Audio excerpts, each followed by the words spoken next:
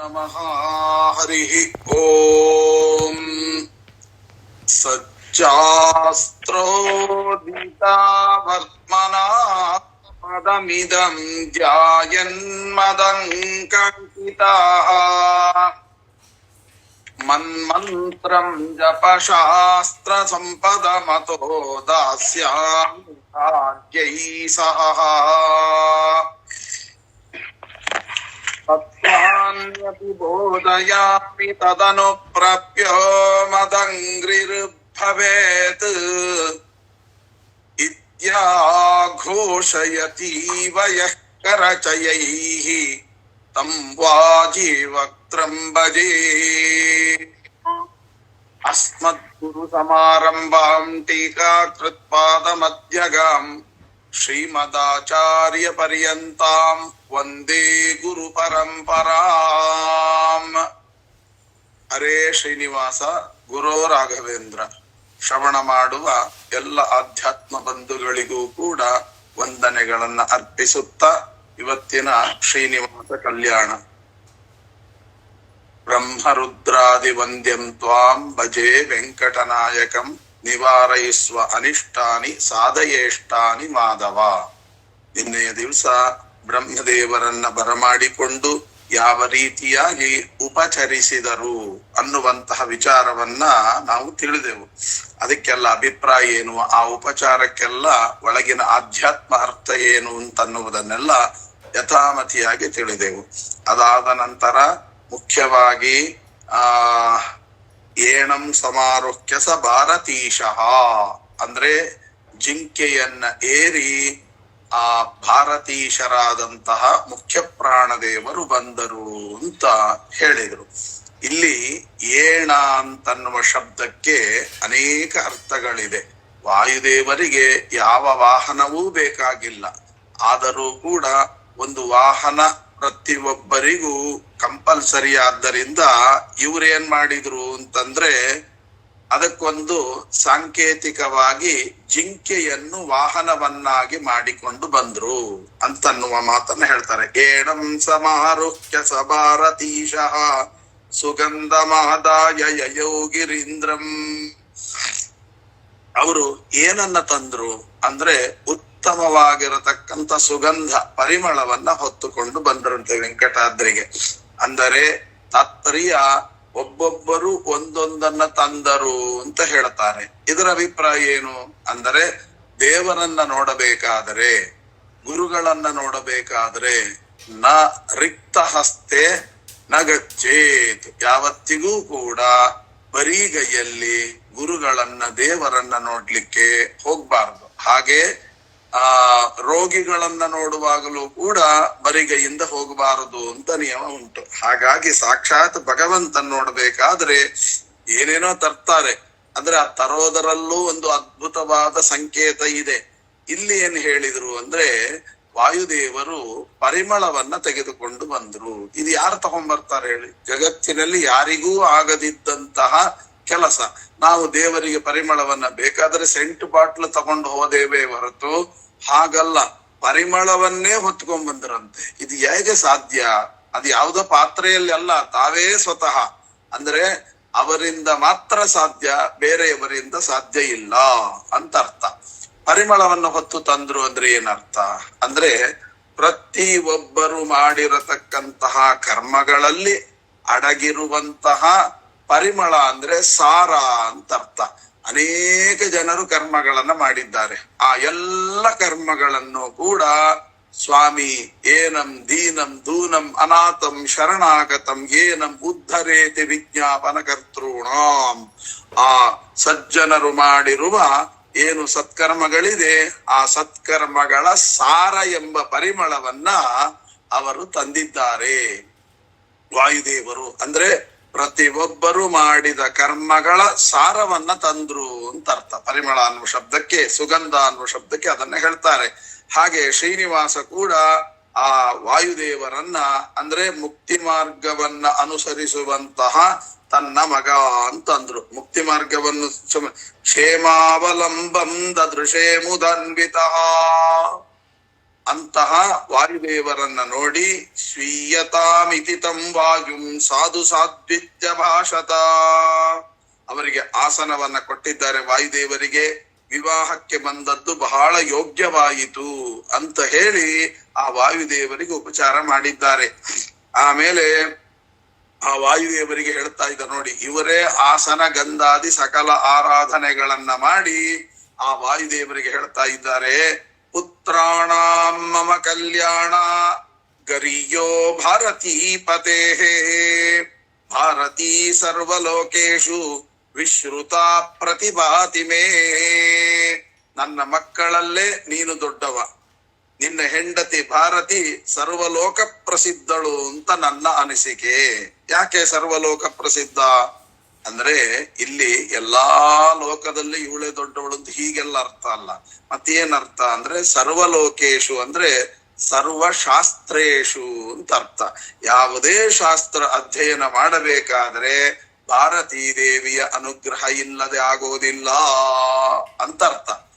ಮಮ ವಚಸಿ ನಿದತ್ತಾಂ ಸನ್ನಿಧಿ ಮಾನಸೇ ಚ ಅಂತ ಅದ್ಭುತವಾಗಿರ್ತಕ್ಕಂಥವಳು. ಇವತ್ತೇನಾದ್ರೂ ನಮಗೆ ಶಾಸ್ತ್ರಗಳ ಸ್ವಲ್ಪ ಅರ್ಥ ಆಗಬೇಕಾದರೂ ಕೂಡ, ಶಾಸ್ತ್ರಗಳಲ್ಲಿ ಏನಾದ್ರೂ ಪಾಂಡಿತ್ಯ ಬರಬೇಕು ಅಂತಾದ್ರೆ ಅದು ಭಾರತೀ ದೇವಿಯ ಅನುಗ್ರಹ ಇದ್ರೆ ಮಾತ್ರ. ಅಂಥದ್ದನ್ನ ನಿನ್ನಲ್ಲಿ ನಾನು ಕೊಟ್ಟಿದ್ದೇನೆ, ಅದನ್ನು ನೀನು ಅಚ್ಚುಕಟ್ಟಾಗಿ ನಿರ್ವಹಣೆ ಮಾಡ್ತಾ ಇದ್ದೀಯಾ ಅಂತ ಹೇಳಿ ತನ್ನ ಸೊಸೆಯಾಗಿರತಕ್ಕಂತ ಭಾರತೀ ದೇವಿಯನ್ನ ಗೌರವಿಸಿದ್ದಾರೆ. ಏವ ಮುಕ್ತೆ ಶ್ರೀನಿವಾಸೇ, ಇಷ್ಟು ವಾಯುದೇವರಿಗೆ ಸನ್ಮಾನ ಮಾಡಿದ್ರು, ಭಾರತೀ ದೇವಿಗೆ ಸನ್ಮಾನ ಮಾಡಿದ್ರು. ಇಷ್ಟು ಮಾತನಾಡ್ತಾ ಇರುವಾಗ ನೀಲಕಂಠ ಬಂದಿದ್ದಾನೆ. ಅಂದ್ರೆ ರುದ್ರದೇವರು, ಮಹಾರುದ್ರದೇವರು ಬರ್ತಾ ಇದ್ದಾರೆ. ಏವ ಮುಕ್ತೇ ಶ್ರೀನಿವಾಸೇ ನೀಲಕಂಠೋನ್ವಪದ್ಯತ ಪಿತಾಮಹಂಚ ಪಿತರಂ ವವಂದೇ ವಸುಧಾಧಿಪಾ. ಹೀಗೆ ಹೇಳ್ತಾ ಇರುವಾಗ ತಾತನಾಗಿರತಕ್ಕಂತ ಶ್ರೀನಿವಾಸನಿಗೂ ತಂದೆಯಾಗಿರತಕ್ಕಂತಹ ಬ್ರಹ್ಮದೇವರಿಗೂ ಆ ನೀಲಕಂಠ ನಮಸ್ಕಾರವನ್ನ ಮಾಡಿದ್ದಾರೆ. ಪಿತಾಮಹಂಚ ಪಿತರಂ ವವಂದೇ ವಸುಧಾಧಿಪಾ ಅಂದರೆ ಮಹಾರುದ್ರ ದೇವರಿಗಿಂತಲೂ ಬ್ರಹ್ಮದೇವರು ವಾಯುದೇವರು ದೊಡ್ಡವರು ಅಂತನ್ನುವಂತಹದ್ದು ಅವರ ನಮನದಿಂದ ಸೂಚಿಸ್ತಾ ಇದ್ದಾರೆ. ಆಮೇಲೆ ಏನಾಯ್ತು, ಯಾರು ಬಂದ್ರು, ಆ ಮಹಾರುದ್ರ ದೇವರು ನೀಲಕಂಠ. ಆ ನೀಲಕಂಠನಾಗಿರತಕ್ಕಂತ ಮಹಾರುದ್ರ ದೇವರು, ಅವರಿಗೆ ಹೆಸರೇ ನೀಲಕಂಠ ಅಂತ ಬಹಳ ಅದ್ಭುತವಾದ ಅರ್ಥವನ್ನ ಬರೆದಿದ್ದಾರೆ ಇಲ್ಲಿ ವ್ಯಾಖ್ಯಾನಕಾರರು.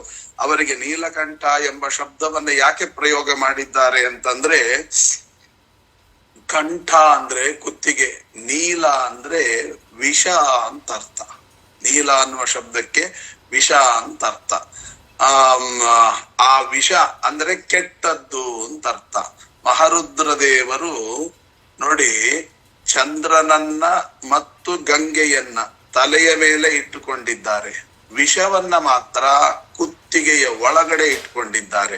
ಯಾಕೆ ಅಂತಂದ್ರೆ ಶ್ರೀಮದಾಚಾರ್ಯರು ಮಹಾಭಾರತ ತಾತ್ಪರ್ಯ ನಿರ್ಣಯವನ್ನ ಬರೆಯುವಾಗ ಅಲ್ಲಿ ಬರೀತಾರೆ, ಕೆಟ್ಟದ್ದು ಏನಿದ್ರು ನನಗೇ ಇರ್ಲಿ, ಬೇರೆಯವರಿಗೆ ಅದು ಬೇಡ. ನೋಡಿ, ಗಂಗೆ ಮತ್ತು ಚಂದ್ರ ಒಳ್ಳೆಯ ತಂಪನ್ನ ಕೊಡತ್ತೆ, ಒಳ್ಳೆಯ ಸಿಹಿಯನ್ನ ಕೊಡತ್ತೆ ಗಂಗೆ ಮತ್ತು ಚಂದ್ರರು. ಅದೇನಿದ್ರು ಎಲ್ರಿಗೂ ಸಿಗಲಿ ಅಂತ ತಲೆಯ ಮೇಲೆ ಇಟ್ಟುಕೊಂಡಿದ್ದಾರೆ. ಒಳ್ಳೆಯದ್ದೇನಿದ್ರು ಎಲ್ರಿಗೂ ಸಿಗಲಿ, ಕೆಟ್ಟದ್ದೇನಿದ್ರು ನನಗೇ ಇರ್ಲಿ, ಇನ್ನೊಬ್ಬರಿಗೆ ಬೇಡ ಅಂತ ಹೇಳುವ ಸ್ವಭಾವ ಮಹಾರುದ್ರ ದೇವರದ್ದು ಅಂತ. ಈ ಒಂದು ಆ ರುದ್ರದೇವರಲ್ಲಿರುವ ಈ ಅದ್ಭುತವಾದ ಭಗವಂತನಿಗೆ ಪ್ರಿಯವಾದ ಕ್ವಾಲಿಟಿ, ಆ ಕ್ವಾಲಿಟಿಯನ್ನು ತಿಳಿಸಲಿಕ್ಕೆ ಏವ ಮುಕ್ತೇ ಶ್ರೀನಿವಾಸೆ ನೀಲಕಂಠೋನ್ವಪದ್ಯತ, ನೀಲಕಂಠ ಎಂಬ ಶಬ್ದವನ್ನ ಆಡಿ ಅದರ ಇಡೀ ತಾತ್ಪರ್ಯವನ್ನ, ಒಳಗಿನ ಆಂತರ್ಯವನ್ನ ನಮಗೆ ತಿಳಿಸ್ತಾ ಇದ್ದಾರೆ. ಅಂಥವ್ರು ಏನ್ ಮಾಡಿದ್ರು, ಪಿತಾಮಹಂ ಪಿತರಂಚ, ತಂದೆಯಾಗಿರತಕ್ಕಂತ ಬ್ರಹ್ಮವಾಯುದೇವರಿಗೂ ಪಿತಾಮಹನಾಗಿರತಕ್ಕಂತ ಶ್ರೀನಿವಾಸನಿಗೂ ವಸುಧಾಧಿಪ ಅವರಿಗೂ ಕೂಡ ನಮಸ್ಕಾರವನ್ನ ಮಾಡಿದ್ದಾರೆ. ಇಷ್ಟಾದ ಮೇಲೆ ಗಂಡ ಬಂದ ಅಂದ್ರೆ ಮಕ್ಕಳು ಹೆಂಡತಿ ಬರ್ಬೇಕಲ್ವಾ. ಆಗ ಜೊತೆಗೆ ಪಾರ್ವತ್ಯ ಷಣ್ಮುಖೇನಾಪಿ ಪ್ರಥಮಾದಿ ಸೇವಕೈ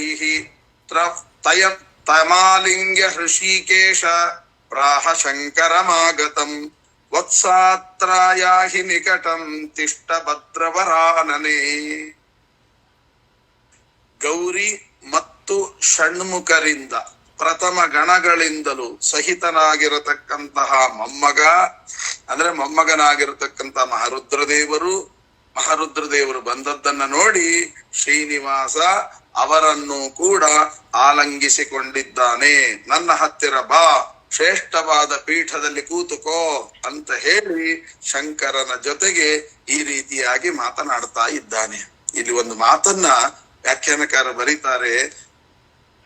ಯತ್ಕಿಂಚಾತ್ಮನಿ ಕಲ್ಯಾಣಂ ಸಂಭಾವಯಸಿ ಪಾಂಡವ ಸಹಸ್ರ ಗುಣಮಪ್ಪೇತತ್ ತ್ವಯಿ ಸಂಭಾವಯಾಮ್ಯಹಂ ಬ್ರಾಹ್ಮಣೋ ದ್ವಿಪದಾಂ ಶ್ರೇಷ್ಠ. ಮಹಾಭಾರತ ತಾತ್ಪರ್ಯ ನಿರ್ಣಯದ 2ನೆಯ ಅಧ್ಯಾಯದಲ್ಲಿ 156ನೆಯ ಶ್ಲೋಕ. ಮಹಾಭಾರತ ತಾತ್ಪರ್ಯ ನಿರ್ಣಯ 2ನೆಯ ಅಧ್ಯಾಯ 156ನೆಯ ಶ್ಲೋಕದಲ್ಲಿ ಈ ಮಾತನ್ನ ಹೇಳ್ತಾ ಇದ್ದಾರೆ. ಏನು ಅಂತ? ಬ್ರಾಹ್ಮಣೋ ದ್ವಿಪದಾಂ ಶ್ರೇಷ್ಠ. 2 ಕಾಲು ಇರುವಂತಹ ಯಾವ ಜೀವರಾಶಿಗಳಿದೆಯೋ ಆ ಎಲ್ಲ ಜೀವರಾಶಿಗಳಲ್ಲಿ ಬ್ರಾಹ್ಮಣ ಶ್ರೇಷ್ಠ ಅಂದ್ರು. ಆಮೇಲೆ ದೇವಶ್ರೇಷ್ಠಸ್ತು ಮಾರುತಃ. ದೇವತೆಗಳಲ್ಲಿ ಯಾರು ಶ್ರೇಷ್ಠರು ಅಂತಂದ್ರೆ ವಾಯುದೇವರು ಶ್ರೇಷ್ಠರು. ಸರ್ವೋತ್ತಮ ಪರಮಾತ್ಮ, ಸರ್ವಜ್ಞತಮಳು ಲಕ್ಷ್ಮೀದೇವಿ. ಅದು ಬಿಟ್ರೆ ದೇವತೆಗಳಲ್ಲಿ ಶ್ರೇಷ್ಠರು ಯಾರು ಅಂದ್ರೆ ದೇವಶ್ರೇಷ್ಠ ಮಾರುತಃ. ಮಾರುತಿ ಶ್ರೇಷ್ಠ. ಆದ್ದರಿಂದ ಏನ್ ಮಾಡಿದ? ಆ ರುದ್ರದೇವರೇ ಮೊದಲಾಗಿರತಕ್ಕಂಥವರಿಗೆ ಅವರವರ ಯೋಗ್ಯತಾನುಸಾರವಾಗಿರತಕ್ಕಂತಹ ಆಸನಾದಿಗಳನ್ನ ಕೊಟ್ಟಿದ್ದಾನೆ. ಏವಂ ಸಂಭಾಷ್ಯಮಾಣೇತು ನೀಲಕಂಠೇನ ಕೇಶವ ತತಃ ಸಮಾಗಮತ್ ಸದ್ಯಃ ಕುಬೇರೋ ನರವಾಹನಃ ಯಕ್ಷೇಂದ್ರ ಪುತ್ರ ಭೃತ್ಯೈಶ್ಚ ಭಾರ್ಯಾ ಬಂಧುಭಿರನ್ವಿತಃ ತಮಾಯಂತಮುಪಾಲಕ್ಷ್ಮ ಭಗವಾರಾಹ ಭೂಮಿಪ ಧನಾಧಿಪ ಮಹಾಪ್ರಾಜ್ಞ ಧನವಾನ್ ಭವ ಸರ್ವದಾ. ಇವತ್ತೇನಾಗುತ್ತೆ ಅಂದ್ರೆ ಶ್ರೀನಿವಾಸ ಇದನ್ನೆಲ್ಲ ಯಾಕೆ ಮಾಡಿ ತೋರಿಸ್ತಾ ಇದ್ದಾನೆ? ಬಂದವರಿಗೆಲ್ಲ ಪ್ರತ್ಯೇಕ ಆಸನಾದಿಗಳನ್ನ ಕೊಟ್ಟು ಆ ವ್ಯಕ್ತಿಗೆ ಎಷ್ಟು ಗೌರವ ಕೊಡ್ತಾರೋ ಅಷ್ಟೇ ಅವರ ಪತ್ನಿಯರಿಗೂ ಗೌರವ ಕೊಡ್ತಾರೆ. ಬಹಳ ಮುಖ್ಯವಾಗಿರತಕ್ಕಂಥ ವಿಚಾರ ಇದೆಲ್ಲ. ಇವತ್ತೇನಾಗುತ್ತೆ, ಕೆಲವು ವಿದ್ವಾಂಸರನ್ನ ಕರೆಸ್ತಾರೆ. ಆ ವಿದ್ವಾಂಸರಿಗೆ ಭಾರೀ ಗೌರವ ಕೊಡ್ತಿರ್ತಾರೆ. ಗೌರವ ಕೊಟ್ಟು ಅವರನ್ನ ಏನು ಕೂಡಿಸೋದೇನು, ಉಪಚಾರ ಮಾಡೋದೇನು, ಅವರ ಹೆಂಡತಿ ಎಲ್ಲೋ ಕೂತಿರ್ತಾರೆ, ಕೇಳೋರೇ ಇರಲ್ಲ. ಆ ತರ ದೊಡ್ಡ ಅಪಚಾರಗಳು ನಮ್ಮಲ್ಲಿ ನಡೀತದೆ.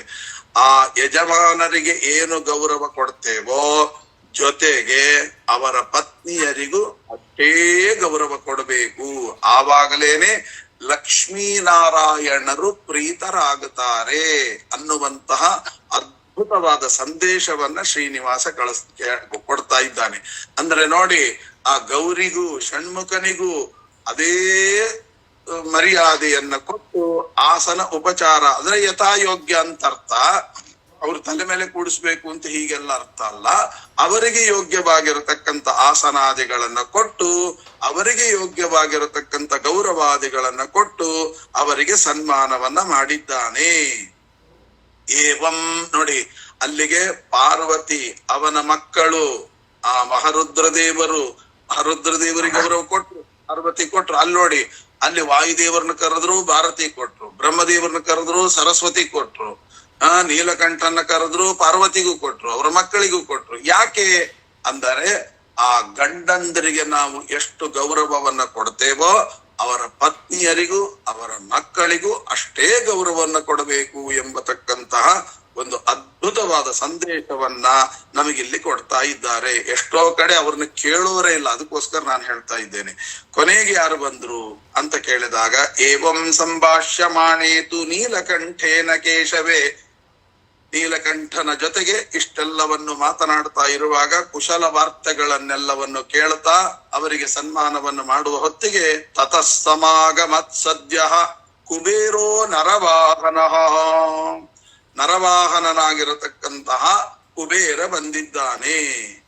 ಆಮೇಲೆ ಯಕ್ಷೇಂದ್ರ ಪುತ್ರ ಭೃತ್ಯೈಶ್ಚ ಭಾರ್ಯ ಬಂಧು. ನೋಡಿ, ಎಲ್ಲಾ ಕಡೆ ಅವರ ಹೆಂಡಂದರ ಬಿಟ್ಟೇ ಇಲ್ಲ.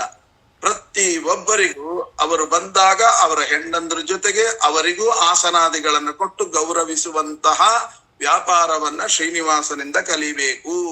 ಹೀಗೆ ಅವರ ಜೊತೆಗೆ ಯಕ್ಷ ಶ್ರೇಷ್ಠರು ಬಂದಿದ್ದಾರೆ. ಆ ಕುಬೇರನ ಜೊತೆಗೆ ಅವನ ಪತ್ನಿಯರು, ಪುತ್ರರು, ಬಂಧುವರ್ಗದವರು ಎಲ್ಲರೂ ಕೂಡ ಆಗಮಿಸಿದ್ದಾರೆ. ಜನಕರಾಯ ನೋಡಪ್ಪ, ಈ ಕುಬೇರನನ್ನ ನೋಡಿ ಭಗವಂತ ಹೇಳ್ತಾನಂತೆ, ಏ ಧನಾಧಿಪ, ಮಹಾಬುದ್ಧಿವಂತನಾಗಿರಕ್ಕಂತಹ ಧನಾಧಿಪನೇ. ಎಂತ ಶಬ್ದಗಳನ್ನ ಆಡ್ತಾ ಇದ್ದಾರೆ. ಧನಾಧಿಪ ಮಹಾಪ್ರಾಜ್ಞ ಧನವಾನ್ ಭವ ಸರ್ವದಾ. ನೋಡಿ ಎಂತಹ ವಿಶೇಷಣವನ್ನ ಕೊಟ್ಟಿದ್ದಾರೆ. ಮಹಾಬುದ್ಧಿವಂತನಾದ ಧನವಂತನೇ, ಯಾವಾಗಲೂ ನೀನು ಹೀಗೆ ಸರ್ವದಾ ಧನವನ್ಭವ, ಈ ರೀತಿಯಾಗಿ ಸಮಸ್ತ ಸಂಪತ್ತನ್ನು ರಕ್ಷಿಸುವಂತಹವನಾಗು. ನೋಡಿ ಎಂತ ಆಶೀರ್ವಾದ, ಗೌರವದ ಜೊತೆಗೆ ಆಶೀರ್ವಾದವನ್ನು ಮಾಡ್ತಾ ಇದ್ದಾರೆ. ಆಮೇಲೆ ಇತ್ಯಾಶಿಷ್ಟಾನಂದ ಯತಿ ಹೃಷಿಕೇಶೇ ಧನೇಶ್ವರಂ ಸ್ವಾಹ ಸ್ವಧಾಭ್ಯಾಂ ಸಹಿತ ಆರೂಢೋ ಮೇಷವಾಹನಃ ಅಗ್ನಿಶ್ಚಾಗಾತ್ ಸಪುತ್ರಶ್ಚ ಸಬಂಧುರ್ ವೆಂಕಟಾಚಲಂ. ನೋಡಿ ಇಷ್ಟೆಲ್ಲ ಕುಬೇರನ್ ಜೊತೆಗೆ ಮಾತನಾಡ್ತಾ ಇರುವಾಗ ಇದು ಅಗ್ನಿದೇವರು ಟಗರನ್ನ ಏರಿ, ಅಂದ್ರೆ ಮೇಕೆ ವಾಹನ, ಅದಕ್ಕೆ ಅಗ್ನಿಯನ್ನ ಚಿಂತನೆ ಮಾಡುವಾಗಲೇನೆ ನಿಮಗೆ ಪ್ರತಿನಿತ್ಯ ಹೋಮಾದಿಗಳನ್ನ ಮಾಡಬಹುದು, ಅಥವಾ ವೈಶ್ವದೇವಾದಿಗಳನ್ನ ಮಾಡುವಾಗಲೂ ಕೂಡ ಅಗ್ನಿಯನ್ನ ಚಿಂತನೆ ಮಾಡ್ಬೇಕಂತ. ನೋಡಿ ಇವತ್ತು ನಾವು ಇಷ್ಟೆಲ್ಲ ಹೋಮ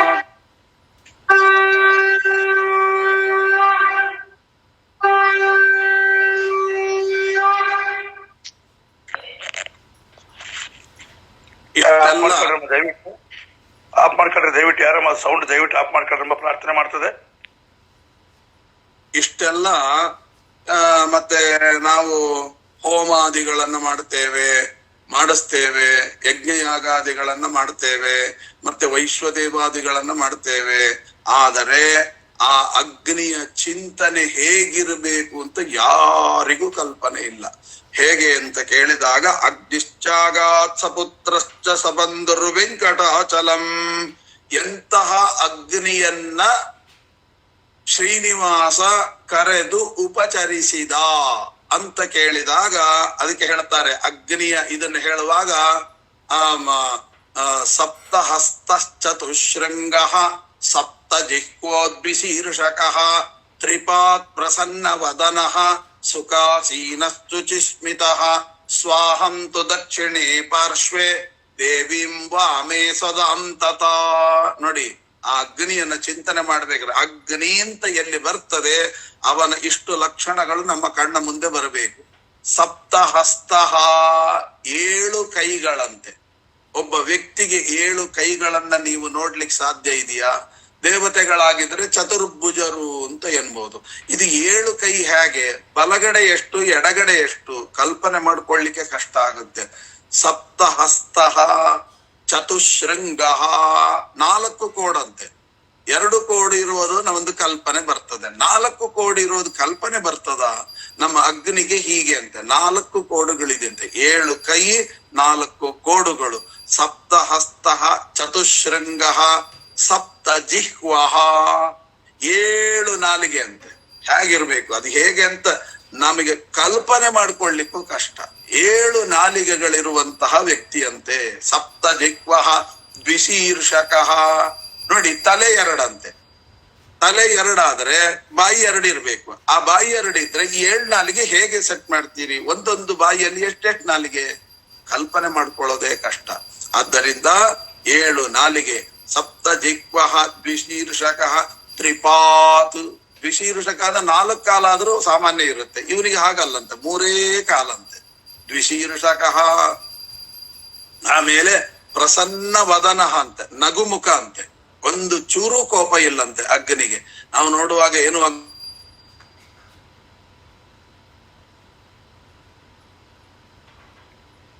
ಆಚಾರ ಮ್ಯೂಟ್ ಆಗಿದ್ದಾರೆ, ರಿಮೂವ್ ಆಗಿದ್ದಾರೆ. ಅಮ್ಮ ನೀವು ಅಮ್ಮ ದಯವಿಟ್ಟು ಯಾರು ನೀವು ಅದ್ರ ಕಡೆ ಗಮನ ಕೊಡ್ಬಾರ್ದು, ಕೇಳೋದ್ ಕಡೆ ಗಮನ ಕೊಡ್ರಿ ಸಾಕು. ನಾವೆಲ್ಲ ನೋಡ್ತಾ ಇರ್ತೀವಿ. ಯಾವ್ದ್ ಕಡೆ ಸುಮ್ನೆ ನಿಮ್ಮ ಆಡಿಯೋ ವಿಡಿಯೋ ಒಂಚೂರು ನೋಡ್ಕೊಂಡು ಅಷ್ಟೇ ಕೇಳ. ಈಗ ಏನೋ ಒಂದು ತೊಂದರೆ ಆಗೋಯ್ತು ಅಷ್ಟ್ರೊಳಗೆ. ಆದರೂ ಕೂಡ ಅಗ್ನಿಯನ್ನ ಚಿಂತನೆ ಮಾಡ್ಬೇಕಾದ್ರೆ ಇಷ್ಟೆಲ್ಲ ಚಿಂತನೆ ಮಾಡ್ಬೇಕಂತೆ. ಆ ರೀತಿಯಾಗಿ ಚಿಂತನೆಯನ್ನ ಮಾಡಿಕೊಂಡು ಹೋಮವ ನಡೀತಾ ಇರುವಾಗ, ನೀವು ಬ್ರಾಹ್ಮಣರ ಕೈಯಿಂದ ಹೋಮ ಮಾಡಿಸ್ತಾ ಇರುವಾಗ ಇಷ್ಟೆಲ್ಲ ನೀವು ಅವನ ರೂಪವನ್ನು ಚಿಂತನೆ ಮಾಡಿದರೆ ನಿಮ್ಮ ಪ್ರಾರ್ಥನೆಗಳನ್ನ ಅಗ್ನಿ ಖಂಡಿತ ನೆರವೇರಿಸ್ತಾನೆ, ನೋ ಡೌಟ್. ಯಾಕೆ? ನಮಗೆ ಅವನ ಬಗ್ಗೆ ಕಲ್ಪನೆ ಇಲ್ಲ. ಕಲ್ಪನೆ ಇಲ್ಲದೆ ಹೇಗೆ ಅನುಗ್ರಹ ಮಾಡ್ತಾನೆ? ಆದರೂ ಅನುಗ್ರಹ ಮಾಡ್ತಾನೆ ಅಂದ್ರೆ ಒಂದು ದೊಡ್ಡ ಗುಣ ಅದು. ಆದರೆ ನಾವು ಅಗ್ನಿಯನ್ನ ಇಷ್ಟು ಚಿಂತನೆ ಮಾಡ್ಲೇಬೇಕಂತೆ. ಮೇಷಾರೂಢ, ಮೇಕೆಯ ಮೇಲೆ ಕೂತ್ಕೊಂಡು ಬಂದಿರ್ತಾನಂತೆ. ಆ ಕಡೆ ಈ ಕಡೆ ಯಾರು? ಸ್ವಾಹಂತು ದಕ್ಷಿಣೆ ಪಾರ್ಶ್ವೆ ದೇವಿಂ ವಾಮೇ ಸ್ವಧಾಂತತ. ಸ್ವಾಹ ಸ್ವಧ ಅಂತ ಇಬ್ರು ಪತ್ನಿಯರು ಅಗ್ನಿದೇವನಿಗೆ. ಅವರಿಬ್ರು ಬಲಭಾಗ ಎಡಭಾಗದಲ್ಲಿ ಇರ್ತಾರೆ. ಬಲಭಾಗದಲ್ಲಿರತಕ್ಕಂತ ಅವಳ ಹೆಸರು ಸ್ವಾಹ, ಎಡಭಾಗದಲ್ಲಿರತಕ್ಕಂಥವಳ ಹೆಸರು ಸ್ವಧ. ಇವ್ರ ಕೆಲಸ ಏನು ಅಂದರೆ, ನೀವು ದೇವತಾ ಕಾರ್ಯದಲ್ಲಿ ಹೋಮ ಹವನ ಯಜ್ಞ ಯಾಗಾದಿಗಳನ್ನ ಮಾಡ್ತೀರಲ್ಲ, ಅದರಿಂದ ಕೊಡುವ ಆಹುತಿಯನ್ನ ಅಗ್ನಿಯ ಕೈಯಲ್ಲಿ ಕೊಡ್ತೀರಲ್ಲ, ಅದನ್ನ ಈ ಹೆಂಡತಿ ಬಲಭಾಗದಲ್ಲಿರ್ತಕ್ಕಂಥ ಸ್ವಾಹ ಎಂಬತಕ್ಕಂಥ ಹೆಂಡತಿ ಅದನ್ನ ಸ್ವೀಕರಿಸ್ತಾಳೆ. ಸ್ವೀಕಾರ ಮಾಡಿ ಯಾರ್ಯಾರಿಗೆ ಮುಟ್ಟಿಸ್ಬೇಕೋ ಅವರಿಗೆ ಮುಟ್ಟಿಸುವಂತ ಕೆಲಸ ಅಗ್ನಿಯ ಹೆಂಡತಿಯ ಕೆಲಸ, ಬಲಭಾಗದಲ್ಲಿರ್ತಕ್ಕಂಥ ಸ್ವಾಹ. ಅದಕ್ಕೆ ನಾವು ದೇವತೆಗಳಿಗೆ ಆಹುತಿಯನ್ನ ಕೊಡುವಾಗ ಸ್ವಾಹ ಅಂತ ಹಾಕ್ತೇವೆ. ನೋಡಿ, ಇಂದ್ರಾಯ ಸ್ವಾಹ. ಯಾಕೆ? ಆ ಇಂದ್ರನಿಗೆ ಏ ಸ್ವಾಹಾದೇವಿ ಅಂದ್ರೆ ಅಗ್ನಿಯ ಮೊದಲನೆಯ ಹೆಂಡತಿಯಾಗಿರುವಂತಹ ಸ್ವಾಹಾದೇವಿಯೇ ಇದನ್ನು ತೆಗೆದುಕೊಂಡು ಮತ್ತೆ ಇಂದ್ರದೇವರಿಗೆ ಈ ಆಹುತಿಯನ್ನ ಮುಟ್ಟಿಸಿರಿ ಅಂತ ಹೇಳುವಂತಹದ್ದೇ ಸ್ವಾಹ ಅಂತ.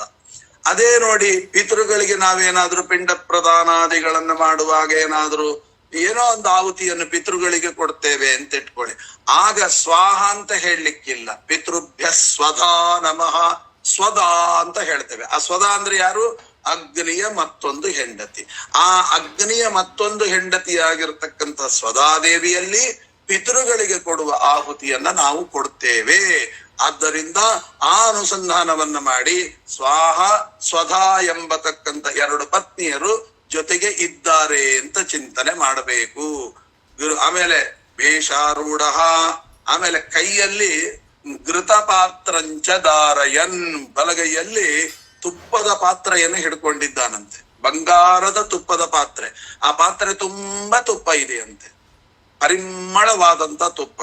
ಎಡಗೈಯಲ್ಲಿ ಧೂಮ್ರ ಧ್ವಜ, ಎಡಗೈಯಲ್ಲಿ ಧ್ವಜ ಹಿಡ್ಕೊಂಡಿದ್ದಾನೆ. ಅದು ಯಾವ ಧ್ವಜ ಅಂದ್ರೆ ಧೂಮ್ರ ಧ್ವಜ. ನೀವು ಕೇಳಬಹುದು 7 ಕೈಗಳು ಸಪ್ತಹಸ್ತ ಅಂತ ಹೇಳಿದ್ರಿ, ಅದ್ರಲ್ಲಿ ಯಾವ ಕೈ, ಯಾವುದೋ ಒಂದು ಕೈ ಯಾವುದು ಅಂತ ಹಾಗೆ ಏನು ಹೇಳಲಿಲ್ಲ.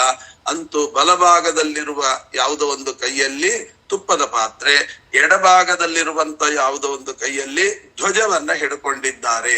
ಯಾವ ಧ್ವಜ? ಧೂಮ್ರಧ್ವಜ. ಹೋಮ ಮಾಡುವಾಗ ಹೊಗೆ ಬರ್ತದಲ್ವಾ, ಆ ಹೊಗೆ ಏನು ಗೊತ್ತಾ? ಅದೇ ಧ್ವಜ ಅಂತೆ, ಆ ಅಗ್ನಿಯ ಧ್ವಜ ಅಂತೆ ಹೊಗೆ. ಈಗ ಹೋಮ ಮಾಡುವಾಗ ಹೊಗೆ ಬಂತು ಅಂದ್ರೆ ಅದು ಅಪಶಕುನ ಅಲ್ಲ, ಒಳ್ಳೇದು. ಯಾಕೆ? ಅಗ್ನಿಯ ಧ್ವಜ ಅದು ಹೊಗೆ ಅಂತ. ಹೊಗೆನೂ ಇರಬೇಕು, ಹೊಗೆ ಇಲ್ದೆ ಹೋಮ ಮಾಡ್ಲಿಕ್ಕಿಲ್ಲ. ಈಗೇನೋ ಒಂದು ಬಂದಿದೆಯಂತಲ್ಲ ಹೋಮ ಕುಂಡ ಅಂತ, ಅದು ಸ್ಮೋಕ್ಲೆಸ್ ಹವನ ಕುಂಡ ಅಂತ ಮೊನ್ನೆ ಅಡ್ವರ್ಟೈಸ್ಮೆಂಟ್ ನೋಡ್ತಾ ಇರುವಾಗ ಹೋಮ ಹೊಗೆಯೇ ಬರೋದಿಲ್ಲಂತೆ. ಆದ್ದರಿಂದ ಎಲ್ಲಾ ಪುರೋಹಿತರಿಗೆ ಅತ್ಯಂತ ಅವಶ್ಯಕವಾಗಿರತಕ್ಕಂತ ಹವನ ಕುಂಡ ಅಂತ. ಅದು ಸರ್ವದಾ ತಪ್ಪು. ಹೊಗೆ ಬರ್ಬೇಕು, ಹೊಗೆ ಬಂದ್ರೇನೆ ಆ ಹೊಗೆಯಲ್ಲಿ ಎಂತ ತಾಕತ್ತಿದೆ ಅಂದ್ರೆ ಮನೆಯಲ್ಲಿರ್ತಕ್ಕಂಥ ದುಷ್ಟ ಶಕ್ತಿಗಳನ್ನೆಲ್ಲ ಹೀರಿ ಹೊರಗೆ ಹಾಕುವ ತಾಕತ್ತಿರೋದು ಆ ಅಗ್ನಿಯಿಂದ ಉಂಟಾಗಿರತಕ್ಕಂಥ ಧೂಮ್ರಕ್ಕೆ ಮಾತ್ರ, ಹೊಗೆಗೆ ಮಾತ್ರ. ಆದ್ದರಿಂದ ಹೊಗೆ ಇಲ್ಲದೆ ಹೋಮ ಮಾಡ್ತೀವಿ ಅಂದ್ರೆ ಅದು ಏನು ನಿಮಗೆ ಏನ್ ಲಾಭ ಆಗ್ಬೇಕು ಅದಾಗೋಲ್ಲ ಅಂತ ಅರ್ಥ. ಹಾಗಾಗಿ ಎಷ್ಟು ಲೌಕಿಕ ಭೋಗಗಳನ್ನ ಎಷ್ಟು ಉಪಯೋಗಿಸ್ಬೇಕು ಅಷ್ಟೇ ಉಪಯೋಗಿಸ್ಬೇಕೇ ಹೊರತು ಎಲ್ಲಾ ಟೆಕ್ನಾಲಜಿಯನ್ನು ಎಲ್ಲಾ ಕಡೆ ಉಪಯೋಗಿಸ್ಲಿಕ್ಕೆ ಬರಲ್ಲ. ಆಧ್ಯಾತ್ಮದಲ್ಲಿ ನಿಮ್ ಟೆಕ್ನಾಲಜಿ ಉಪಯೋಗ ಇಲ್ಲ. ಆದ್ದರಿಂದ ಎಷ್ಟಕ್ಕೆ ನಮಗೆ ಸೀಮಿತವೋ ಅಷ್ಟು ಸೀಮಿತ ಇದ್ರೆ ಅದು ಚಂದ. ಹಾಗಾಗಿ ಅಗ್ನಿಯನ್ನ ವರ್ಣನೆ ಮಾಡ್ತಾ ಇದ್ದಾರೆ. ಅಗ್ನಿಶ್ಚಾಗಾತು ಸಪುತ್ರಶ್ಚ ಸಬಂಧುರ್ವೆಂಕಟಾಚಲೇ ಸಜಾತ ವೇದ ಸಂದೃಷ್ಟ್ವಾ ಜಾತಃ ಕ್ಲಾದೋ ಜಗತ್ಪತಿಃ ತಮಾಲಿಂಗ್ಯಾತಿ ವೇಗೇನ ತಿಷ್ಠ ತಿಷ್ಠೇತಿ ಚಾಬ್ರವೀತು. ಆ ರೀತಿಯಾಗಿ ನೋಡಿ ಸಂತೋಷದಿಂದ ಶ್ರೀನಿವಾಸ ಆಲಂಗಿಸಿ ಕೂತ್ಕೊಳ್ಳೋ ಅಂತ ಹೇಳಿ ಉಪಚಾರವನ್ನ ಮಾಡ್ತಾ ಇದ್ದಾನೆ. ತತಃ ಪ್ರೇತಾಪತಿಶ್ಚಾಪಿ ಸ್ವದೂತೈಶ್ಚ ಸ್ವಭಾರ್ಯಯ ಸ್ವವಾಹನಂ ಸಮಾರುಹ್ಯ ಪ್ರಾಪ್ತ ಶೇಷಗಿರಿಂ ಸ್ವಯಂ. ನೋಡಿ ಎಷ್ಟು ಅದ್ಭುತವಾಗಿ ವರ್ಣನೆ ಮಾಡ್ತಾ ಇದ್ದಾರೆ. ಆಮೇಲೆ ಯಮಧರ್ಮರಾಜರು ಬಂದಿದ್ದಾರೆ. ತನ್ನ ಭಾರ್ಯೆಯಾಗಿರತಕ್ಕಂತ ಶ್ಯಾಮಲಾದೇವಿಯ ಜೊತೆಗೆ ಬಂದಿದ್ದಾರೆ. ಹಾಗೂ ಯಮದೂತರಿಂದ ಸಹಿತರಾಗಿ ತನ್ನ ವಾಹನವಾಗಿರತಕ್ಕಂತಹ ಕೋಣದ ಮೇಲೆ ಕೂತುಕೊಂಡು ಬಂದಿದ್ದಾರೆ. ಬಹಳ ಅದ್ಭುತವಾದ ಮಾತಿದೆಲ್ಲ. ಯಾಕೆ ಅಂತ ಕೇಳಿ, ಇಲ್ಲಿ ಯಮಧರ್ಮರಾಜರು ನಿಜವಾಗಿಯೂ ಕೂಡ ಧರ್ಮ ದೇವತೆ ಇವರು. ಯಮಧರ್ಮರಾಜರು ಅಂದ್ರೆ ಧರ್ಮ ದೇವತೆ. ನೋಡಿ, ಇಷ್ಟೆಲ್ಲಾ ದೇವತೆಗಳನ್ನ ಉಪಚರಿಸಿದ ನಂತರ ಯಮಧರ್ಮರಾಜರನ್ನ ಅಂದ್ರೆ ಧರ್ಮದೇವತೆಯ ಹತ್ರ ಬಂದಿದ್ದಾನೆ ನಮ್ಮ ಶ್ರೀನಿವಾಸ. ಆ ಶ್ರೀನಿವಾಸನ ಭಾರ್ಯ ಯಾರು? ಶ್ಯಾಮಲಾದೇವಿ. ಅದಕ್ಕೆ ಹೇಳ್ತಾರೆ ಸ್ವದೂತೈಶ್ಚ ಸಭಾರ್ಯಯ. ಸಭಾರ್ಯಯ ಅಂದ್ರೆ ಏನರ್ಥ ಅಂದರೆ ಅವರು ಧರ್ಮಕ್ಕಭಿಮಾನಿಯಾದ್ದರಿಂದ ಶ್ಯಾಮಲಾದೇವಿಯೂ ಕೂಡ ಧರ್ಮಕ್ಕಭಿಮಾನಿಯೇ ಅಂತ ಅರ್ಥ. ಈಗ ಒಂದು ಮಾತು ಬರುತ್ತೆ ಅಲ್ಲ, ಪ್ರಸಂಗ ಬಂತು ಆದ್ದರಿಂದ ಹೇಳ್ತೇನೆ. ದ್ರೌಪದಿಯ ವಸ್ತ್ರಾಪಹರಣ ಮಾಡ್ತಾನೆ ದುಶ್ಯಾಸನ. ಆವಾಗ ಅವಳು ಭಗವಂತನನ್ನ ಕುರಿತು ಪ್ರಾರ್ಥನೆ ಮಾಡ್ತಾಳೆ ಅಂತ ಉಂಟು. ಪ್ರಾರ್ಥನೆ ಮಾಡ್ತಾಳೆ ಅಂತಂದಾಗ ಆ ವಸ್ತ್ರಕ್ಕೋಸ್ಕರ ಪ್ರಾರ್ಥನೆ ಮಾಡಿದಳ ದ್ರೌಪದಿ ದೇವಿ ಅಂತ ಪ್ರಶ್ನೆ. ಆದ್ದರಿಂದ ಕೃಷ್ಣ ಓಡೋಡಿ ಬಂದು ವಸ್ತ್ರಗಳ ಸಮೂಹವನ್ನೇ ಕೊಟ್ಟ ಅಂತುಂಟು.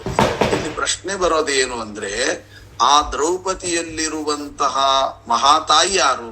ದೊಡ್ಡ ತಾಯಿ ಅಂದ್ರೆ ಭಾರತೀ ದೇವಿ. ಆ ಭಾರತೀ ದೇವಿ ತನಗೆ ಕೇವಲ ತನ್ನ ಮಾನ ಸಂರಕ್ಷಣೆಗೆ ಬೇಕಾಗಿರತಕ್ಕಂಥ ಸೀರೆಯನ್ನು ಕೊಡು ಅಂತ ದೇವರಲ್ಲಿ ಕೇಳುವ ವ್ಯಕ್ತಿಯೇ ಅವಳು ಅಂದ್ರೆ ಖಂಡಿತ ಇಲ್ಲ. ಯಾಕೆ ಅಂತ ಹೇಳ್ತೇನೆ. ಯಾಕೆ ಅಂದ್ರೆ ಈ ವಾಯುದೇವರು ಹಾಗೂ ಭಾರತೀ ದೇವಿಯರು ಭಗವಂತನಲ್ಲಿ ಜ್ಞಾನ ಒಂದನ್ನ ಬಿಟ್ಟು, ಭಗವಂತನಲ್ಲಿ ಭಕ್ತಿ ಒಂದನ್ನ ಬಿಟ್ಟು ಇನ್ನೇನನ್ನು ಲೌಕಿಕವನ್ನು ಕೇಳೋದಿಲ್ಲ ಅಂತನ್ನುವಂಥದ್ದು ಮಹಾಭಾರತ ತಾತ್ಪರ್ಯ ನಿರ್ಣಯದಲ್ಲಿ. ಅದಕ್ಕೆ ವಿಷ್ಣುರ ಭಕ್ತಿಂ ಹರೇ ತೃಪ್ತಿಂ ವಿನಾ, ಇಷ್ಟನ್ನ ಬಿಟ್ಟು ಬೇರೆ ಯಾವುದನ್ನು ಕೇಳೋದಿಲ್ಲ ಅಂತ ಹೇಳಿ ಇಷ್ಟು ಸ್ಪಷ್ಟವಾಗಿ ಹೇಳಿದಾಗ ಸೀರೆ ಕೊಡು ಅಂತ ಕೃಷ್ಣನನ್ನ ಕೇಳೋದಿಲ್ಲ. ಆಗ ಧರ್ಮದ ರಕ್ಷಣೆಗಾಗಿ ಕೇಳಿದ್ದಾಳೆ. ಅಲ್ಲಿ ಅವಳಿಗೆ ಪರಮ ವಿಶ್ವಾಸ ಉಂಟು. ಯಾರಿಗೆ? ಭಾರತೀ ದೇವಿಗೆ ದೇವರ ರಕ್ಷಣೆ ಸದಾ ಉಂಟೇ ಉಂಟು ಅಂತನ್ನುವ ಅಚಲವಾದ ವಿಶ್ವಾಸ ಇದೆ. ಆದರೆ ಒಂದು ತಿಳ್ಕೊಳ್ಳಿ, ನೋಡುವ ಜನಕ್ಕೆ ಆ ವಿಶ್ವಾಸ ಉಂಟಾ? ಆ ನೋಡುವ ಜನಕ್ಕೆ ಏನಾಗುತ್ತೆ? ಈಗ ಯಾರೋ ಪೇಪರ್ನಲ್ಲೆಲ್ಲ ಓದ್ತಾ ಇರ್ತೇವಲ್ವಾ, ಏನು ಅದ್ಯಾವುದೋ ಕ್ರಿಕೆಟ್ ಮ್ಯಾಚ್ ಆಡುವವರಿಗೆ ಹಾರ್ಟ್ ಅಟ್ಯಾಕ್ ಆಗಲ್ಲ, ಅದನ್ನ ನೋಡ್ತಿರ್ತಾನಲ್ಲ, ಸೋತ ಕೂಡ್ಲೆ ಇವನಿಗೆ ಹಾರ್ಟ್ ಅಟ್ಯಾಕ್ ಆಗೋಗುತ್ತಂತೆ, ನೋಡಿದವನಿಗೆ ಹಾರ್ಟ್ ಅಟ್ಯಾಕ್. ಆಡಿದವರಿಗೆ ಆಗಿರಲ್ಲ, ಅವ್ರು ಚೆನ್ನಾಗೇ ಇರ್ತಾರೆ, ಇವನಿಗೆ ಮಾತ್ರ ಹಾರ್ಟ್ ಅಟ್ಯಾಕ್ ಆಗುತ್ತೆ. ಈ ಸಂಬಂಧ ಏನು? ಹಾಗೇನೆ ಆ ದ್ರೌಪದಿಗೆ ಆ ವಸ್ತ್ರಾಪಹರಣ ಆಗ್ತಾ ಇರುವಾಗ ಭಗವಂತ ರಕ್ಷಣೆ ಮಾಡಿಯೇ ಮಾಡ್ತಾನೆ ಅಂತನ್ನುವ ಸಂಪೂರ್ಣ ದೃಢ ವಿಶ್ವಾಸ ಇದೆ. ಆದರೆ ನೋಡ್ತಾ ಇರುವಂತಹ ಜನರಿಗೆ ಅದರ ಬಗ್ಗೆ ಇರೋದಿಲ್ಲ.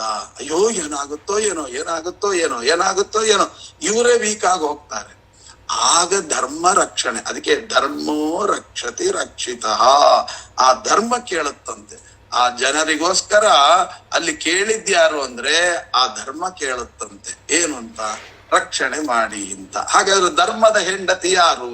ಯಮಧರ್ಮರಾಜನ ಹೆಂಡತಿ ಯಾರು? ಶ್ಯಾಮಲಾದೇವಿಯರು. ಹಾಗಾದ್ರೆ ಆ ದ್ರೌಪದಿಯ ಒಳಗಡೆ ಇರುವಂತಹ ಎಲ್ಲರಿಗಿಂತಲೂ ಹಿರಿಯನಾದ ಧರ್ಮರಾಯ, ಯುಧಿಷ್ಠಿರ, ಅವನ ಹೆಂಡತಿಯಾಗಿರತಕ್ಕಂತ ಶ್ಯಾಮಲಾದೇವಿ ಕೇಳಿದಳು. ಏನು ಅಂತ? ನನ್ನನ್ನ ಕಾಪಾಡು ಅಂತ, ಹೊರತು ಭಾರತೀ ದೇವಿ ಕೇಳಿದ್ದಲ್ಲ ಅಂತ. ಹೇಗೆ ಹೇಳ್ತೀರಿ ಅಂತ ನೀವು ಕೇಳಬಹುದು. ಕನಕದಾಸರ ಪದದಲ್ಲಿ ನಾವು ಕೇಳ್ತೇವೆ. ಏನು ಅಂತ?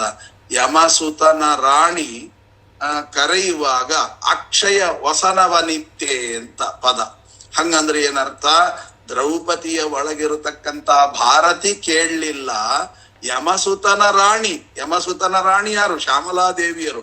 ಅವರು ಕೇಳಿದ ಕೂಡಲೇ ಅಕ್ಷಯ ವಸನವನಿತ್ತೆ. ಹಾಗಾದ್ರೆ ಅಕ್ಷಯ ವಸನವನ್ನಿತ್ತದ್ ಯಾರಿಗೆ ಅಂದ್ರೆ ಶ್ಯಾಮಲಾದೇವಿಯ ಮುಖಾಂತರ ಎಲ್ರಿಗೂ ಅಷ್ಟೇ, ಹೊರತು ಭಾರತೀ ದೇವಿ ಯಾವತ್ತೂ ಸೀರೆ ಕೊಡುವಂತೆಲ್ಲ ಲೌಕಿಕದ ವಸ್ತುಗಳನ್ನು ಕೇಳುವಂತಹವಳಲ್ಲ.